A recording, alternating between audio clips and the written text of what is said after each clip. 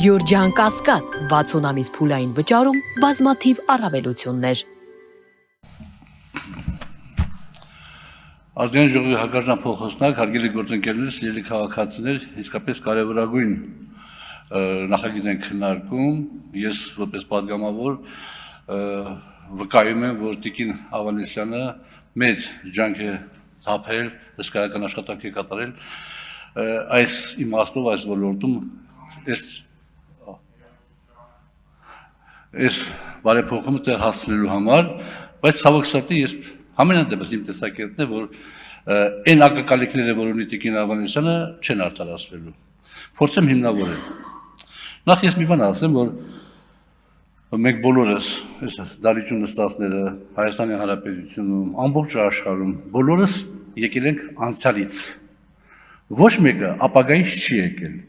Եվ մենք անցյալից եկել ենք մեր վրա կրելով անցյալի բեռը,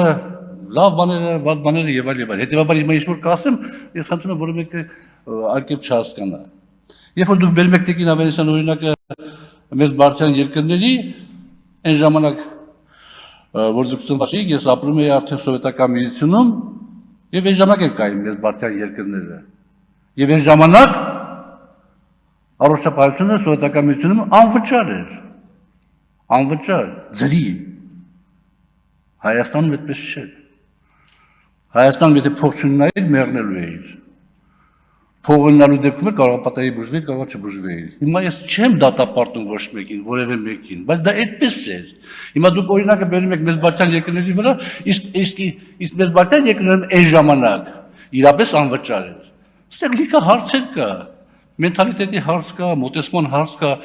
կարգավորումների հարց կա։ Հիմա մեր մենթալիտետը այնպեսին է, որ մենք պետք է մեր մենթալիտետի համապատասխան ներդնենք այս բարեփոխումը։ Առանձին զրույցներում անընդհատ որ խոսում ենք, ասում ենք, որ պետությունը լավ կառավարիչ չի։ Մեր դեպքում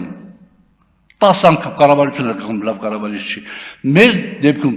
պետք է դա բացատրենք 10 գործակցով։ Եվ օրինակները ունենք։ Եվ հետևաբար պետք է մենք ուրիշ մեխանիզմով գնայինք։ Պետական համակարգ եւ մասնավոր համակարգ։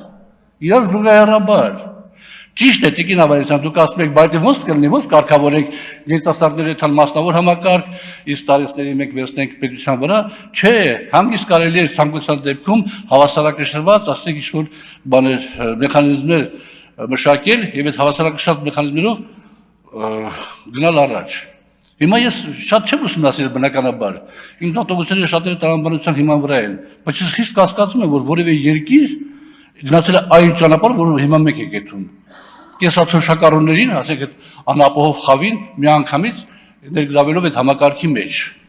Դուք պատկերացնում եք ինչա տեղ ունենալու հունվարից հետո։ Հունվարից հետո, հունվարի 3-ից հետո դուք պատկերացնում եք ինչա տեղ ունենալու։ Ինչ հոսք է լինելու։ Եվ պարոն Բագրատյանն այդ հարցը բարձրացրեց։ Եվ այդ հոսքի պատճառով մարտ-ապրիլ ամսին այդ նախատեսված գումարները ավարտվելու են։ Դուք դա հաշվարկել եք, իհարկե դուք պատասխանելով իմ հարցին ասացիք, որ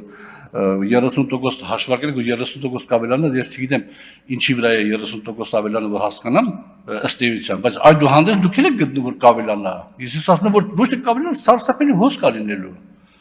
Մարդիկ գալու են, որպեսզի օգտվեն այդ ծառայությունից։ Մեր առողջապահական համակարգը ի վիճակի է այդ ամեն ինչը բանանելու, սպասարկելու։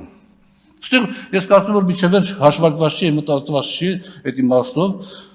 շատ կուզեի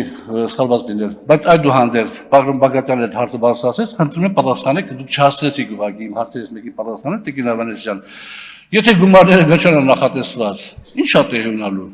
Խոսքը գնում է մոտ 200 միլիարդ լրացուցիչ դրամի մասին։ Եթե պետք լինի, որպեսզի մենք այն որ առաջարկում ենք մեր քաղաքացիներին, կարողանանք այդ ամեն ինչի տակից դուրս գանք։ Խնդրում նաև այս հարցին պատասխանեք, բայց բոլոր դեպքերում իհարկե թեկուզ այն որ սկսում ենք, սա արդեն շատ կարևոր է եւ ընթացքում էլ եթե թերություններ լինի կամ ասենք անհրաժեշտություն լինի վաղը մյուս օրը փոխել այդ համակարգը միայն պետական հիմնադրամ եւ սարքել խառը, ապա փորձառությունը հաշվի կանենք, երևի հետագայում